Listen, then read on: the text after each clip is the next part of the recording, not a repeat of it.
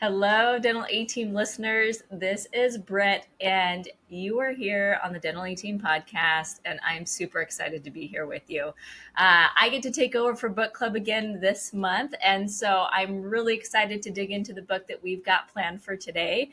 So get ready, let's do it. I've picked out some highlights that kind of hit me that I think are super cool. If you want to go through and read it, I'm sure there's a ton of stuff in here. I have no doubt there's a lot of good stuff that might hit you a little bit differently. So it's a good read. This month, our book club was Your Next Five Moves by Patrick Bet-David. So if you haven't read it, I'll give you a little insight, maybe a little teaser for you to actually go read or listen to the book. I'm a big fan of audiobooks, so it's a good listen even, but it's a fun one. It's more of like a strategic, a tactical, a business one this month. And they hit on a lot of awesome things. I think one of the big overarching pieces that I love about this book, and I learned from a client a while back who'd been a practice owner for a long time, is that business is a game of strategies. And I think when you think about it, it is important. There's weight behind it, but it's kind of this fun game of things that you get to figure out. It makes it a little bit more manageable in those stressful moments of like, yeah, it's important, but it's kind of this fun game puzzle to figure out the strategies behind. And I think that Patrick in this book gave us a lot of good things to think about and tips to make us a little bit more strategic as you are a business owner, even for leaders supporting business owners, of things to think about. One of the first things he starts off with is really like mastering and knowing yourself. And I think he hit on some cool pieces and starts from a good place, because mastering knowing yourself is really knowing what you want to be. Like, what are you getting into this for from the get-go? Maybe you're thinking about owning a practice or getting into business ownership or entrepreneurship. Really knowing like who you want to be, what you want to go into it for, is a grounding piece for you, and a grounding piece for you to think back on throughout your journey as a business owner as well. So I think that's an awesome place to start. And some of us, you might be in it for a while, and it might be time to think of like, why did I get into it, right? Who do I want to be? Like, what was it back then that I wanted to be? Is it still the same thing? Has it morphed into something different? But like, what's my grounding principle of why I'm doing it? And another piece of it is like, success is not a one size fits all. So I think in thinking about kind of who you want to be, why you're here, why you're doing it, what your driver is behind it, thinking about kind of like, what's that vision? What are you going after? And it doesn't have to look the same as everybody else, right? Like, not every doctor out there needs to own 3 practices or 5 practices, or, turn it into a little DSO or grow it, right? If one practice is your vision and where you want to go, and that's who you want to be as a business owner, like, great. What does success look like around that?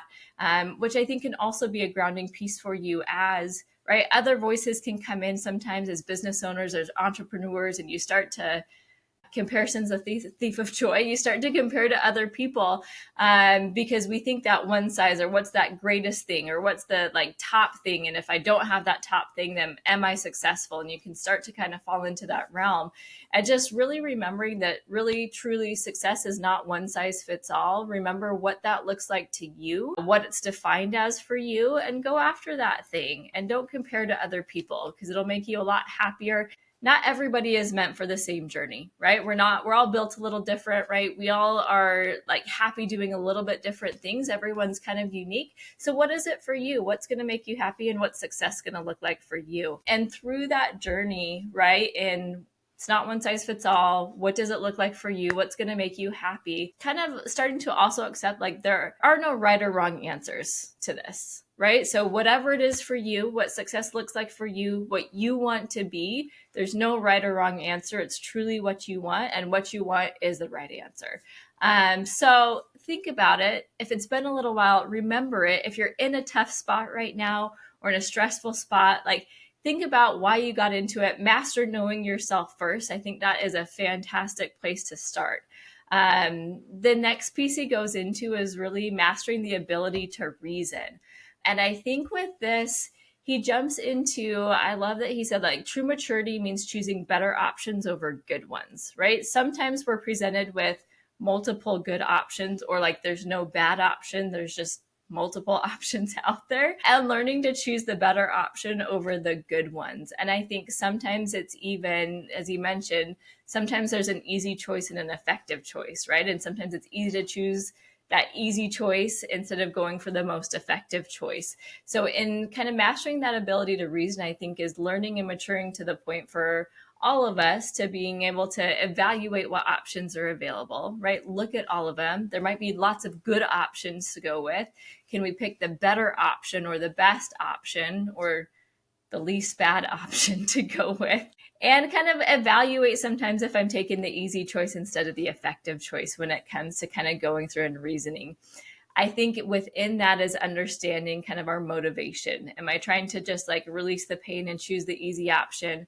Or is my motivation like, no, my motivation is to choose truly what the best option is for the business, what the best option is for my team, what the best option is for my patients. Really understanding kind of the motivation behind your reasoning and why you're leaning a certain direction when it comes to making decisions. And I think along with that, like you said, also acknowledging and addressing some of our blind spots. Sometimes we're in like the thick of a decision, and especially as business owners, like we're in the thick of all our stuff going on.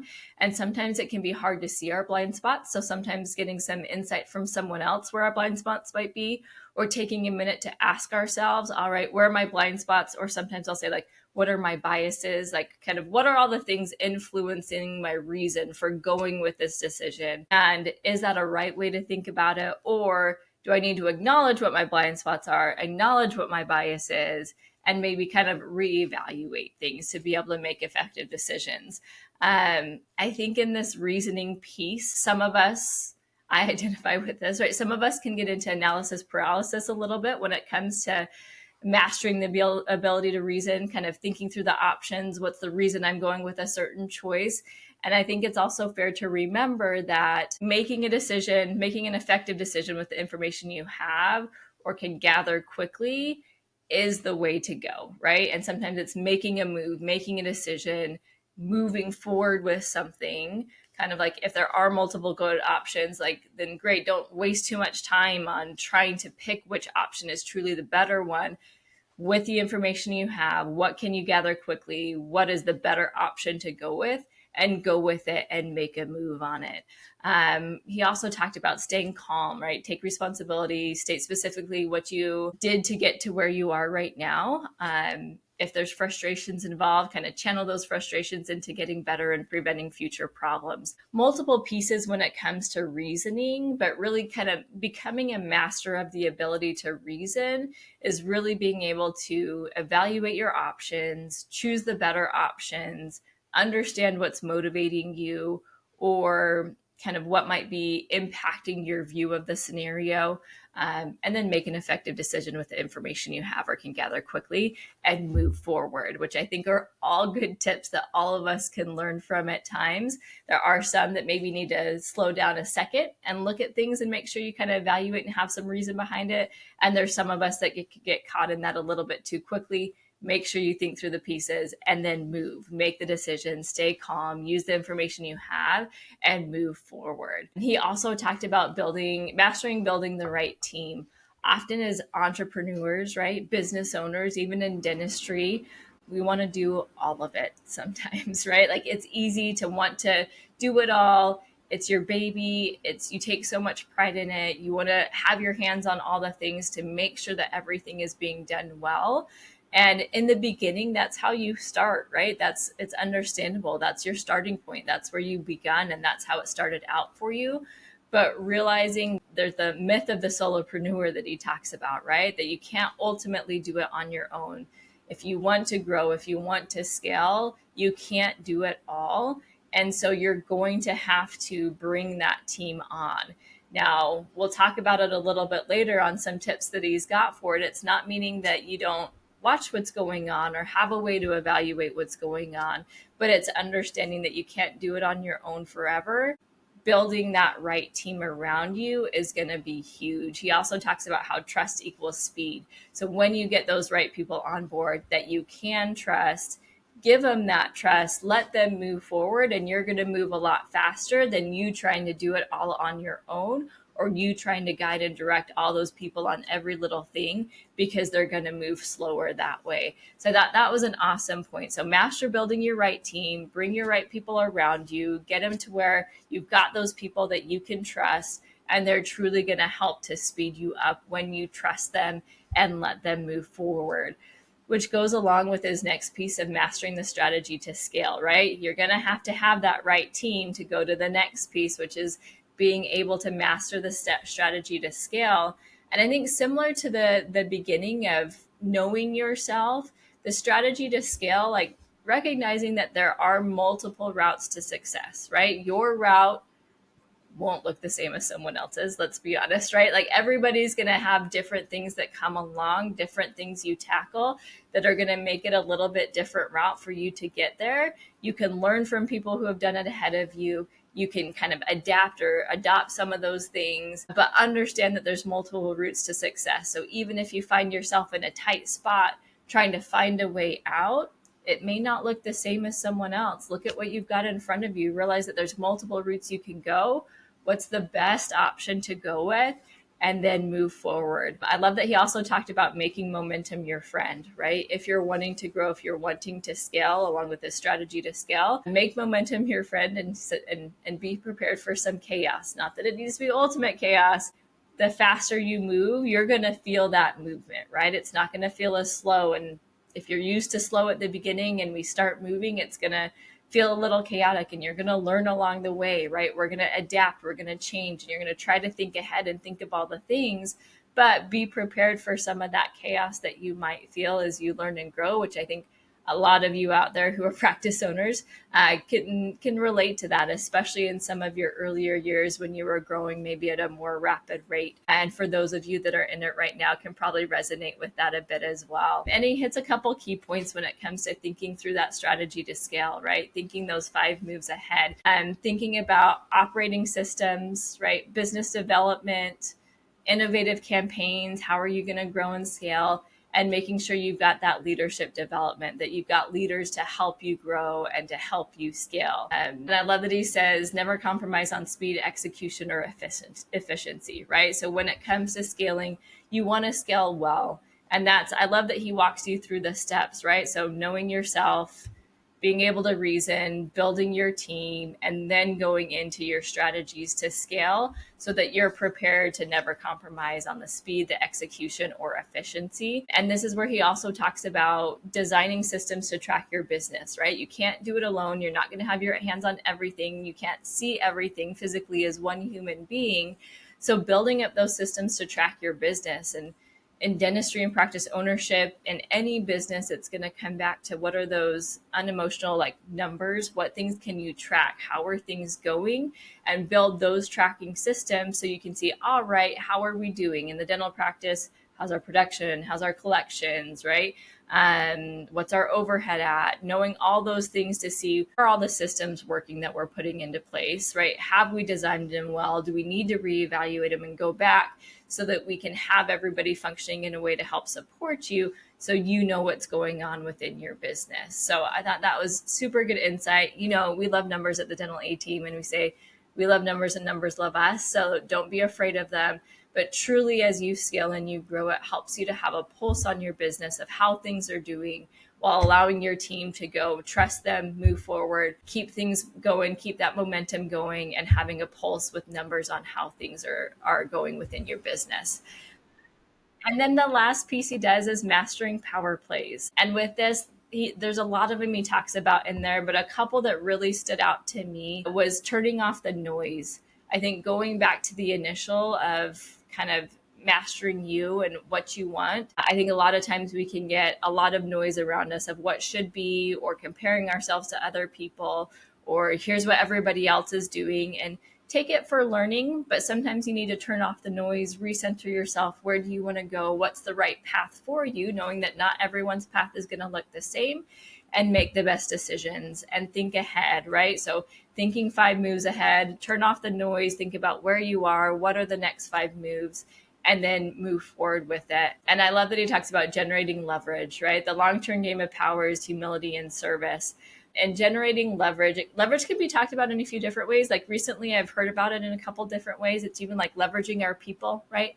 What are things on my plate? Who do I have around me that I can leverage, which is really like our delegation? How can I use them to help move things forward and leverage the business forward without it having to be you? And so just some things to think about when it comes to those power plays. I think the people who can leverage the resources around there, whether it's people, whether it's technology, whatever it may be, those are the power moves that help them gain momentum and move forward a lot quicker. So, a lot of cool things to think about in this book.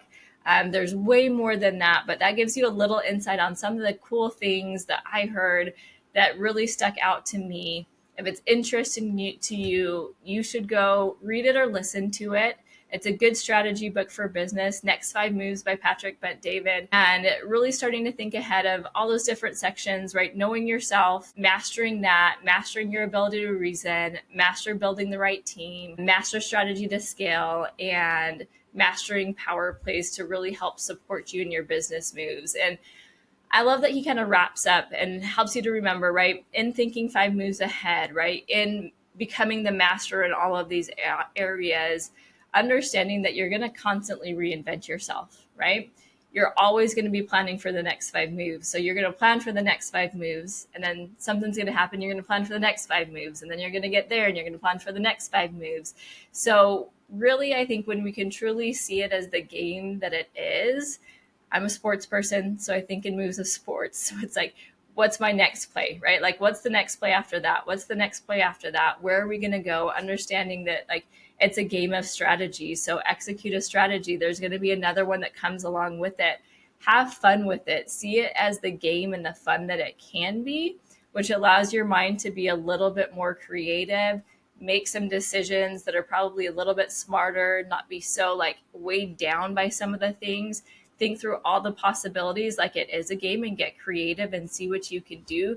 Because I know there's a lot of amazing things happening out there with everybody, and a lot of creativity amongst all of you when it comes to thinking through solutions. I think we've all shown that through recent times over the last few years coming out of COVID, the ingenuity and what people have come up with and to solve the problems and hiring. And there's a lot of creativity that are going to help you to move forward and see what the next 5 moves are. You've shown it. And there's some ideas here and some tips to maybe help you.